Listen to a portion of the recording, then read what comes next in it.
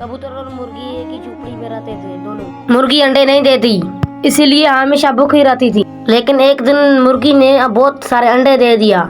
उसी दिन में उसकी तबीयत बहुत खराब थी, वो बेचारी मुर्गी मर गया। कबूतरी ने मुर्गी के अंडे को बहुत सारा ध्यान अंडों पर बैठकर कुछ दिनों बाद 4 चूजे निकले थे मुर्गी के बच्चे। कबूतर ने चूजे को बहुत बहुत प्यार करता था।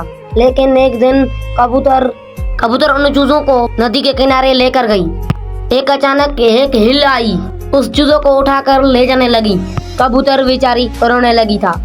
हिल से लड़ाई की, लेकिन आखिरकार उसने हिल को हरा दिया, अपने चूजे को बचा दिया। फिर से कबूतर रोने लगता, किसी तक लायक से अच्छा फिर नहीं किया।